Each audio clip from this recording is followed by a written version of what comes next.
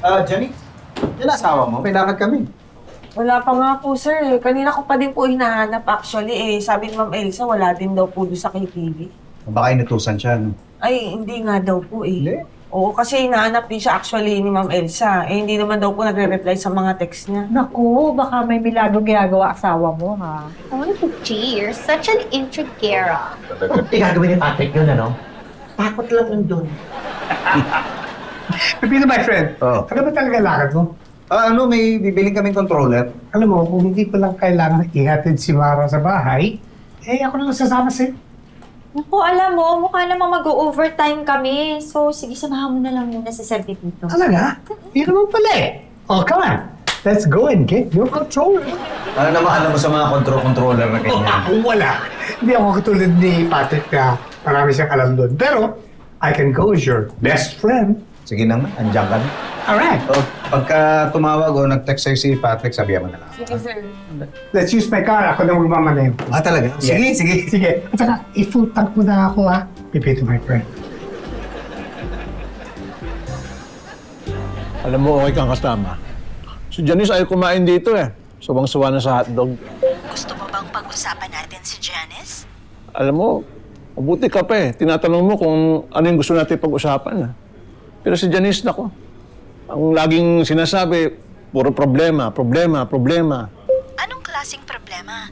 Problema sa bahay, problema sa trabaho. Iniiba ko na ngayon usapan, nagagalit, nakakaya na nga. Pinapagalitan ako sa harap ng iba. Bakit nakakahiya, Patrick? Parang ina-under niya ako eh. Lahat ng gusto niya dapat masusunod, kaya yun, nag-aaway kami. Alam mo, Patrick, ayon sa mga psychologist, ang palaging pag-aaway ay sign na problematic ang relationship. Hindi naman siguro. Pero sa palagay mo? Ang mga problema sa isang relationship ay pwedeng lutasin sa iba't ibang paraan. Halimbawa, pwede kayong mag-couples therapy.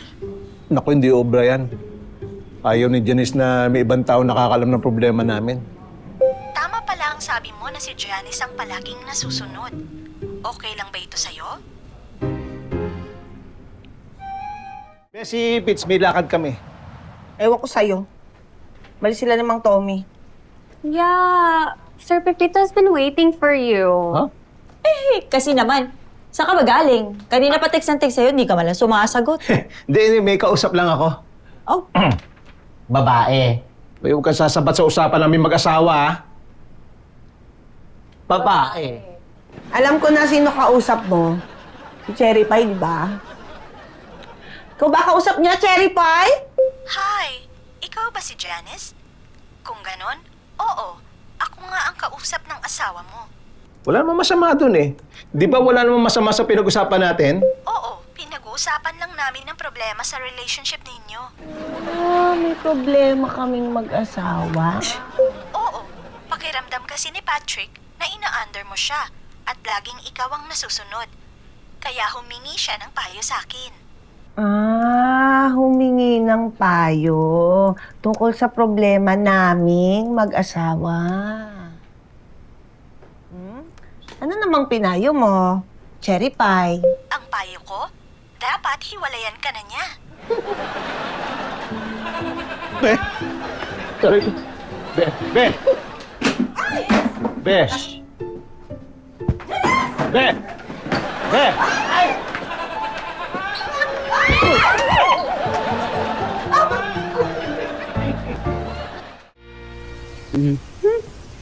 Uy.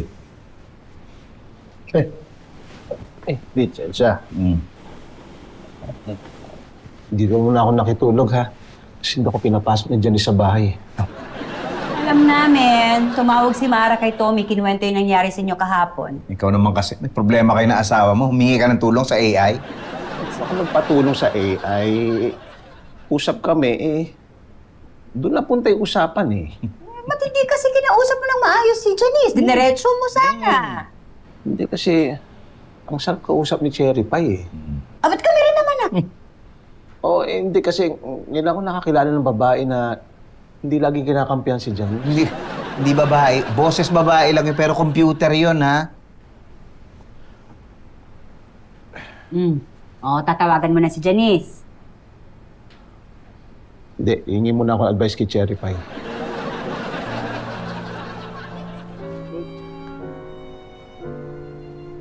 Cherry Pie. Anong dapat gawin?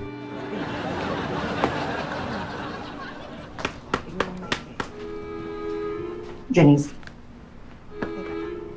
Ano yun? Papa-approve lang sana namin sa itong bagong design para sa milk tea label. Ito yung unang ginawa. Pero in-improve ko pa yan. Ito yung version 2. Ganda. Maganda tong version. Actually, nagpatulong ako sa AI. AI? Oh, sa AI. Ikaw nga yung basurahan. Basura? Basurahan. Buksan mo. Saan ka?